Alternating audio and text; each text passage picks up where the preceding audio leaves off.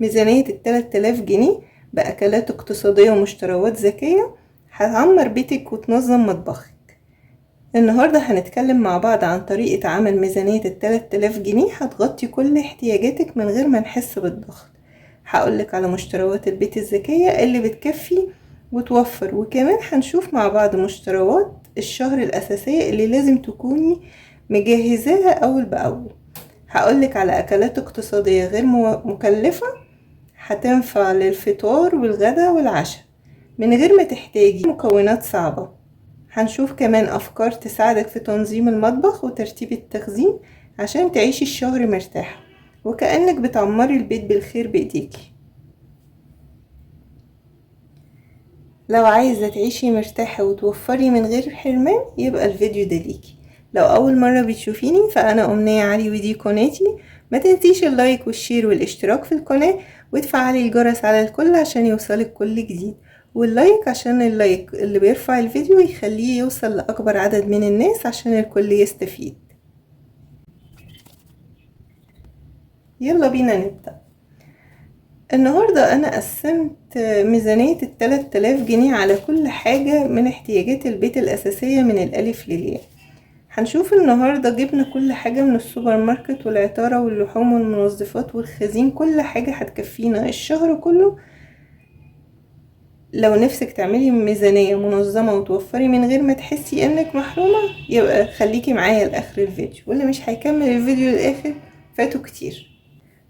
وطبعا ال3000 جنيه دي طبعا احنا في كل التقسيمات اللي فاتت قلنا هتطلعي الصدقة وال10% الادخار وتطلعي الأساسيات الإيجار والفواتير وكل الالتزامات الثابتة زي ده مثلا حاجة بتيجي كل شهر ما ينفعش نتأخر عنها، دروس. ده اللي باقي بقى ال3000 جنيه ده للأكل، فدي ميزانية الأكل. يعني احنا طلعنا كل مصاريف البيت وده اللي باقي للأكل. عندي بقى رحت انا عندي السوبر ماركت فيه العطارة، فجبت حاجات العطارة والسوبر ماركت مع بعض. هي أسرة من 4 ل5 أفراد. 8 كيلو رز ب28 جنيه هيعملوا 224، هيكفونا طول الشهر، وهنبدل في المطبخ بينه وبين المكرونة والكشري والعدس. المكرونة 3 كيلو ب24 جنيه يبقى 72 جنيه. المكرونة طبعا سهلة وسريعة وتنفع غدا أو عشاء في أي وقت. معايا فول تدميس وفول مدشوش جبت ب30 جنيه و30 جنيه. هنعمل بيهم وجبات مغذية واقتصادية جدا. والفول المدشوش ممكن أعمله طعمية وممكن بصارة، وعملنا قبل كده على القناة طريقة تدميس الفول وطريقة الطعمية وطريقة البصارة، موجودين كلهم على القناة هيظهروا في آخر الفيديو. معايا توابل ب50 جنيه. هجيب بقى يعني هتوزعيها عشرات أو 15 على حسب اللي عندك. أنا مكملة على اللي عندي، ما عندكيش خالص هاتي 10 فلفل و10 كمون و10 كزبرة. شوفي بقى بتحبي توم باودر بصل باودر ب20 جنيه يعني. هتجيبي مثلا 7 بهارات، يعني ظبطي التوابل ب50 جنيه. عدس طبعا عدس اصفر جبت ب30 جنيه، ده ينفع بقى يوم كشري وممكن تعملي شوربة عدس. كشري اصفر حلو جدا وبيأكل جدا. جبت نص كيلو لوبيا ب50 جنيه. 2 كيلو دقيق.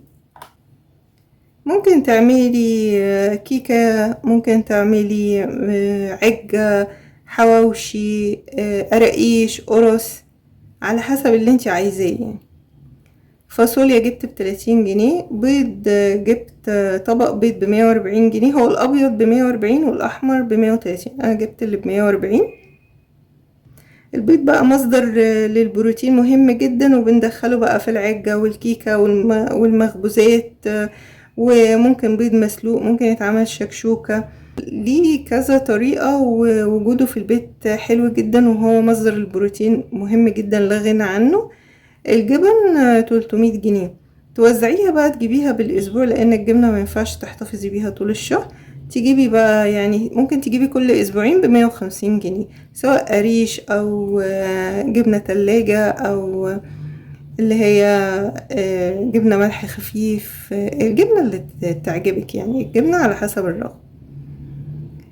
عندي بقى التموين زيت وسكر وعيش، كل اللي جبته ده ب992.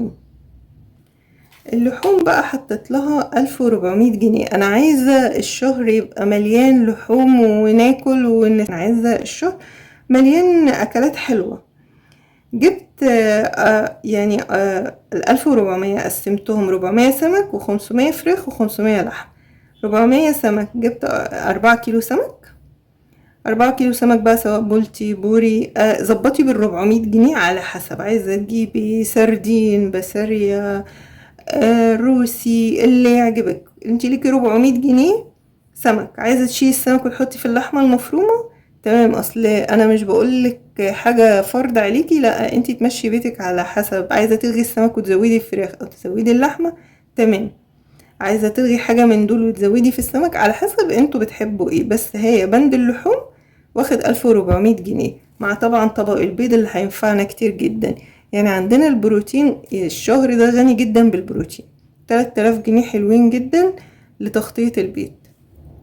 جبت 3 فرخات ب500 جنيه. طبعا الفراخ الشهر ده الحمد لله سعرها حلو قوي، فالتلات فرخات ممكن كمان يجوا مثلا ب450 460 70 جنيه بالكتير. عملت لهم 500 جنيه. هتقسميها بقى تقولي اللي بتاع الفراخ يقسمها لك، او لو انتي بتعرفي تقسميها قسميها، بانيه وشاورما وستريبس. والوراك هتتقسم، طبعا انا جايبه الفراخ كبيره فهتتقسم دبابيس ووراك، يعني دي هيطلع منها 3 اكلات، الدبابيس والوراك. احنا 5، عندي 6 دبابيس و6 وراك، يبقى 12. يعني هيتبقى كمان دبوس مثلا وصفحة، مش بيتقال عليها صفحة يعني هيتبقى ورك. ممكن بقى الورك ده اعمله في يوم لوحده، اليوم تالت يبقى، والكبد والقوانص هتتعمل يوم، وممكن الأجنحة يوم، أو تضميها للكبد والقوانص وكفتة. وممكن تعملي كفتة، يعني عندك 1 2 3 4 5 6 7، ممكن 8 أيام فراخ. من ال3 فرخات هتطلعي 8 أيام. 2 كيلو لحمة مفرومة طبعا مستوردة، الكيلو ب240 جنيه، أنا كتبتها 500 جنيه. ممكن تشيلي كيلو وتجيبي كبدة، الكبدة ب190 جنيه الكيلو. ممكن تجيبي كبدة وسجق، تمشي يوم مثلا مكرونة بالسجق دي موجودة على القناة، ممكن تمشي يوم كبدة اسكندراني موجودة على القناة. واللحمة المفرومة وصفاتها كتير موجودة على القناة. ممكن تعملي حواوشي موجودة على القناة، والكبابي ده الحواوشي عملنا 5 أرغفة بربع كيلو لحمة، والكبابي عملناه بربع كيلو لحمة، مرة عملته بربع كيلو ومرة بنص كيلو. وكفتة رز هي نفس فكرة الكبابي، بس الطريقة في التشكيلة وبتبقى أنعم شوية.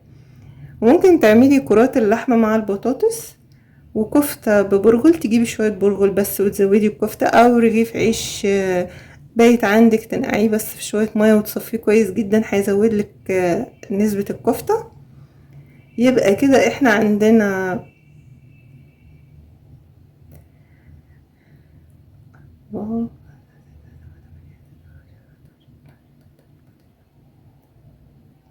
18 يوم واكتر لحوم.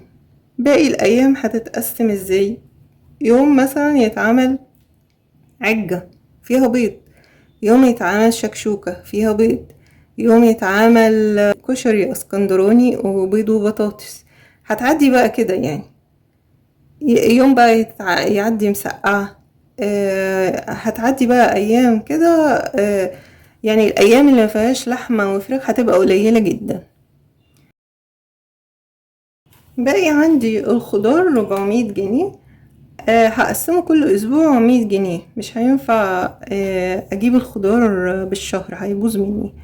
قسمتهم بقى، يعني انا مش هصرف كمان 100 جنيه، هحاول اوفر منهم. 3 كيلو بطاطس ب30 جنيه، و4 كيلو طماطم ب20، و2 كيلو بتنجان ب10، ربطتين ملوخية ب10 او ربطة على حسب المكان اللي انت فيه، وكيلو خيار ب17. البطاطس تتعمل مسلوقة او محمرة، وممكن صينية. البتنجان هعمل منه مسقعة وبابا غنوج. ده كده عملت 348. والمنظفات 200 جنيه، وجبت لبن ب70 جنيه. 2 كيلو لبن ب70 جنيه. في اماكن بتبيع ب30 الكيلو، في اماكن بتبيع ب35. انا جبت ال2 كيلو ب70 جنيه. انا بعمل حساب ان يعني تجيبي حاجة بالاغلى، يعني حتى البيض زودت فيه 10 جنيه. بعمل حساب تفاوت الاسعار من مكان لمكان. بالنسبة للمنظفات تجيبي بقى من محلات المنظفات، تجيبي الصابون السائل السايب ومسحوق الغسيل السايب. لو عندك غسالة عادية اخلطي المسحوق السايب مع الاكياس، بيفرق جدا. وتجيبي الصابون صابون ابيض كده مكعبات، بتجيبيها تبشريها وتنقعيها من بالليل للصبح، بتعمل رغاوي وبتنضف جامد جدا. يعني 200 جنيه للمنظفات معقولة قصاد ان انا زودت جامد في البروتين. يعني حد هيقول لي انتي مقللة في المنظفات، بس البروتين اهم. انا بقولك افكار، وانتي زبطي على حسب رغبتك وعلى حسب بتحبي ايه.